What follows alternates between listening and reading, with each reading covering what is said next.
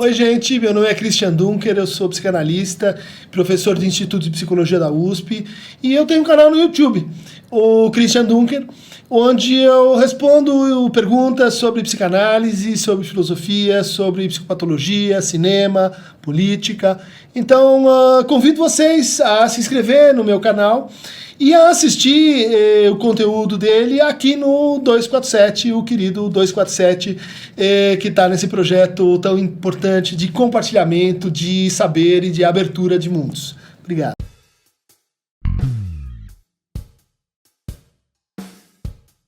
Bem-vindos ao nosso canal YouTube, no Falando Nisso de hoje, com perguntas múltiplas. Bruno Mouro. Olá, professor. Parabéns por esse canal que tem me ajudado muito na formação como psicólogo. Você deve explicar a diferença entre afeto, emoção e sentimento na psicanálise? E como a libido se comporta nesses três tipos de sensação? Fernando Antônio de Lima Castro. Como saber se a emoção que eu sinto é real ou imaginária? Ou essa dúvida já é em si um sintoma de loucura? Aida Paiva. Por que não podemos falar sobre sexo, amor, paixão com nossos pais, com nossos vizinhos, com nossos amigos? Por que é tão difícil declarar nosso amor a quem quer que seja? Eugênio Rezende. Olá, Christian. Como a vergonha vista pela psicanálise, na análise ela pode ser superada? Então vocês veem que são várias questões sobre os afetos, mas especificamente os afetos contidos, né? Os afetos que nos inibem ou determinadas expressões de afeto que a cultura nos interdita. Então, para tentar organizar um pouco a teoria psicanalítica dos afetos, eu partiria de uma ideia que o Lacan apresenta no seu seminário número 1, os escritos técnicos de Freud, né, onde ele fala das três paixões, né, as três paixões que são a ignorância, o amor e o ódio. E caracteriza o psicanálise, a posição do psicanalista, a partir desse filósofo que é o Nicolau de Cusa, né? Uma posição de paixão pela ignorância. Porque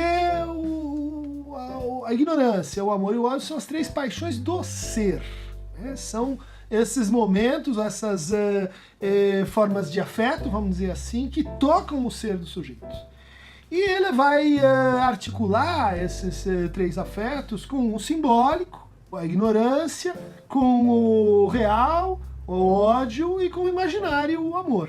E cada uma dessas paixões do ser estaria ligada então a um tipo de negação, né? Denegação, recalque ou renegação. Ele está tentando aí juntar a sua teoria das defesas, né, de defesa como negação, com a sua expressão, né, com o seu efeito em termos de afetos, né? Mas vamos começar com essa pergunta boa do Bruno, que pede por uma distinção, né? Então, afeto é uma coisa, emoção é outra, e sensação ou sentimento é ainda uma terceira, né? As três estão presentes na psicanálise, né? Então a gente pode falar em afeto quando a gente se refere a aquilo que incide sobre o sujeito e como isso que incide sobre o sujeito, dirá o Freud, um estímulo externo, ou dirá o Lacan, um significante, né? Como isso nos autoafeta, né? Como isso é experienciado e como isso é tramitado em termos libidinais e em termos representacionais. No fundo, é a forma como a gente escuta afetivamente algo, se a gente pudesse falar assim, né? E como a gente então é afetado, ele é tocado pelo outro ou pelo mundo. Dos afetos, dirá o Lacan, a angústia é aquele que não mente.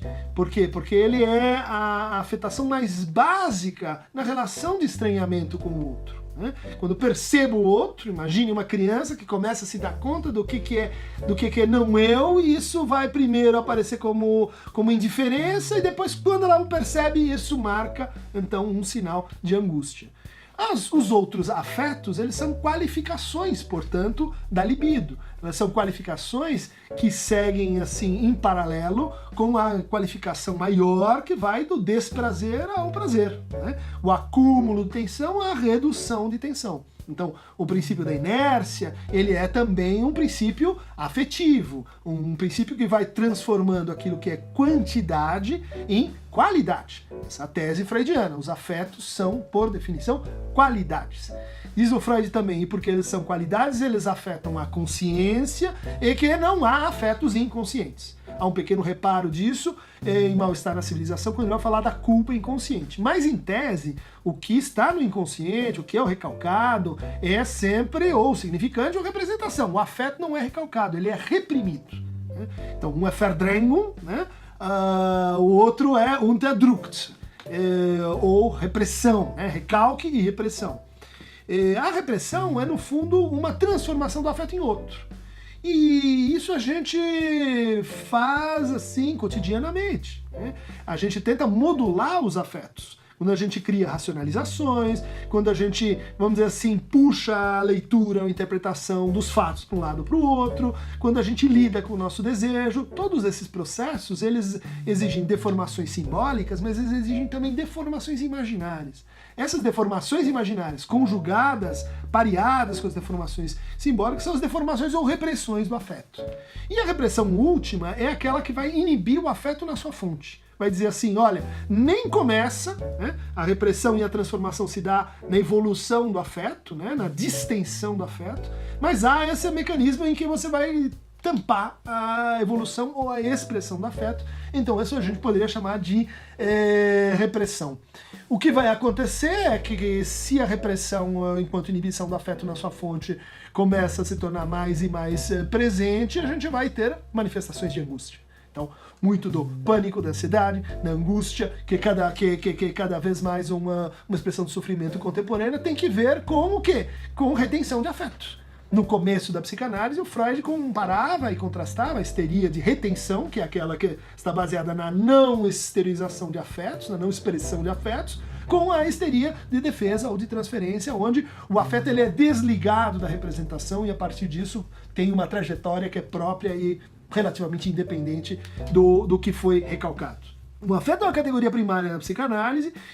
Para o Freud, há uma teoria que liga os afetos com a repetição. Cada vez que você experimenta um afeto, você refaz o arco histórico das outras vezes em que esse afeto foi vivido. Então, experimentar alegria é reviver todas as alegrias que você já teve na vida. Experimentar tristeza é refazer todo o clichê cristalográfico, como diz o Freud, que marca um afeto na sua linha de continuidade.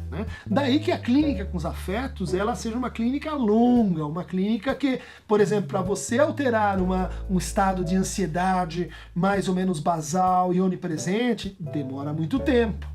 Você alterar um estado de fobia social, de pânico, também toma muito tempo, porque justamente você vai tentar transformar algo na experiência contínua, né, dos afetos. É o que, por exemplo, a Joyce McDougall, nesse livro excelente chamado Teatros do Eu, vai tematizar com a ideia, por exemplo, da alexitimia, da incapacidade de nomear afetos. E quando você perde a capacidade de dizer e reconhecer que você está sentindo aquilo naquele momento, se efetiva um tipo particular de repressão, né? Porque aquele afeto, como ele começa a se desmoronar, ele começa a se desfazer, ele começa a se transformar em outras coisas. E um dos destinos, um é a angústia, outro destino é a dor. Então a teoria da hipocondria, né, que está bem desenvolvida nesse trabalho do Eisenstein, né, hipocondria. Vejam também os trabalhos da Lena, né, Fernandes, sobre hipocondria, que são muito, muito interessantes. Elas mostram, né, que há um tipo de defesa que baseia-se apenas nas transformações da consciência e apenas na domesticação dos afetos e que muito provavelmente, né, há formas de terapia que, infelizmente, elas se concentram apenas nisso e acabam produzindo efeitos colaterais iatrogênicos em termos de dores, né? de formações somáticas, que são diferentes das conversões. As conversões têm que ver com o recalque, as somatizações têm que ver com a repressão. Há esse terceiro termo aqui colocado, que são os sentimentos. De fato, Lacan, na tese 32, fala no sentimento de realidade, no sentimento de familiaridade, no sentimento de tempo. E o sentimento é uma categoria bastante esquecida, mas muito importante, porque ele é a tradução social do afeto. Ela é a modulação social intersubjetiva do afeto. Como eu vivo ele numa determinada cultura. Como eu vivo ele de forma compartilhada. Enquanto o afeto, a gente viu, né, diz respeito a uma experiência individual, o sentimento é sempre uma experiência coletiva. Ele fala de uma atmosfera, ele fala de um clima, ele fala de um humor que é partilhado pelas pessoas. Né? Isso, por exemplo, joga um papel importante no xiste, quando a gente conta uma piada, quando a gente quer ser engraçadinho. Só funciona se houver uma conexão, não é de afeto, mas é de sentimentos. Né? É aquilo que mente, né? Uma espécie de mentira compartilhada, mas que faz laço junto com o outro. Finalmente a gente tem esse terceiro termo da equação, que são as emoções. Né? As emoções cada vez ocupam um lugar maior aí na teoria política. Elas têm que ver com o movimento, né? com o ato. Elas têm que ver com como eu traduzo os afetos, né? como eu ligo os afetos com o juízo e como eu ligo os afetos e os juízos com o ato. Então, tomar-se pela emoção, né, emoar, como diz o Lacan no Seminário sobre Angústia, né, a turvação, o embaraço, são todas categorias clínicas que envolvem assim, uma certa patologia da emoção. Né? A emoção ela é uma ortogonal que se opõe ao movimento. Né? Então a gente tem o movimento de um lado e a emoção do outro. Então há patologias da contenção da emoção. Né? A pessoa que se contém e tem que então transformar o seu afeto num outro destino. Né? Pode ser uma mudança por meio de um ato específico do mundo, ou pode ser uma mudança do próprio eu, ou pode ser uma exteriorização por uma ação inespecífica. São os três destinos que a gente tem primários para o ato no Freud e que tem muito que ver então com essa noção de emoção. Né? A emoção é o destino do afeto e o sentimento é o destino coletivo do afeto. Aí a gente tem essa distinção pedida aqui pelas nossas perguntas em torno de por que é tão difícil falar dos afetos. E cada vez mais isso se verifica. Né?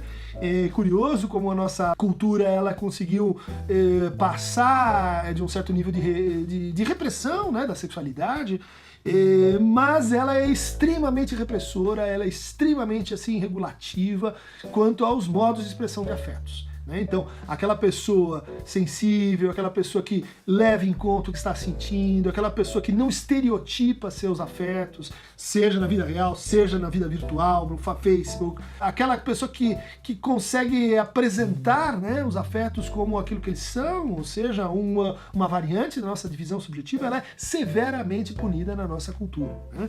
Nós esperamos afetos adequados o tempo todo.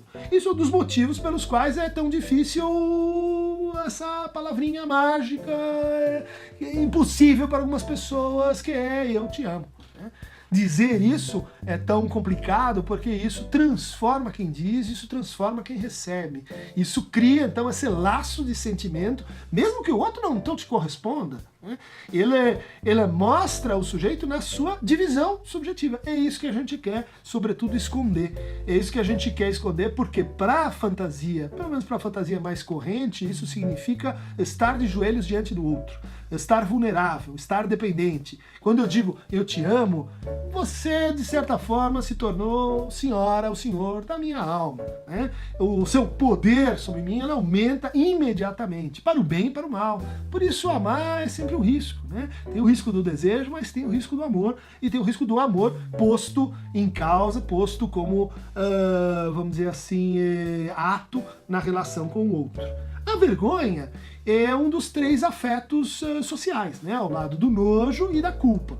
Então são três afetos que surgem na criança depois do Édipo. Eles são contemporâneos assim de uma certa elaboração edipiana, né? Porque tem que ver com a interiorização da lei. Então, se eu posso sentir vergonha, é porque eu posso saber o que é errado e mesmo assim fazê-lo. E mesmo assim ser visto fazendo pelo outro. A vergonha é um afeto fundamental na clínica. Toda vez em que a gente identifica a vergonha, ali há um traço de fantasia do sujeito. A fantasia dele está rondando. Não é o mesmo com a culpa. Não se dá da mesma forma com o nojo também. Mas a vergonha é essa estrada real para a fantasia. Assim como Freud falava da estrada real para o inconsciente, que é o sonho, a gente pode dizer a vergonha é a estrada real para a fantasia. Você quer saber sobre sua fantasia? Pergunte-se sobre aquilo que te envergonha. Pergunte-se sobre aquilo que te enrubesce. Pergunte-se sobre aquilo que você jamais aguentaria compartilhar com outro. E depois, tenha em conta que é o que você está fazendo o tempo todo sem se dar conta. A sua fantasia inconsciente é o que te faz se colocar como ridículo. Por mais que você ache que esteja mentindo, enganando, que você esteja no controle da situação, você se põe naquilo que para você é o fundamento último da sua vergonha quando você exerce ou coloca em cena sua fantasia. Então, a vergonha é um tratamento que tem, é um afeto que tem um destino muito favorável na análise. Em geral, quando a gente tem uma dificuldade que passa por aí, ela evolui bem, o prognóstico é bom, ela tem tudo para ser superada pela experiência da palavra, pela cura pela palavra. O Lacan foi muito criticado por ter excluído o afeto das suas considerações, né? Então, André Green, Jean Laplanche, muitos teóricos consistentes da psicanálise argumentaram que, quando você diz que o inconsciente é estruturado como uma linguagem, você está excluindo a dimensão de afeto, se não do inconsciente, da psicanálise. Essa objeção, ela me parece assim um pouco datada, ela não absorve alguns desenvolvimentos do Lacan sobre angústia, sobre objeto A, sobre a Lalang, né, um outro conceito mais afetivo de linguagem que aparece lá no Seminário 20, mas estou numa pesquisa com o meu pós-doutorando que esteve aqui com a gente quinta-feira passada, está há um ano numa pesquisa muito aguerrida que chama-se Tiago Ravanello, lá de Campo Grande, Mato Grosso, para quem eu mando um abraço, para os alunos do Tiago, que ouvi dizer que me acompanham de vez em quando.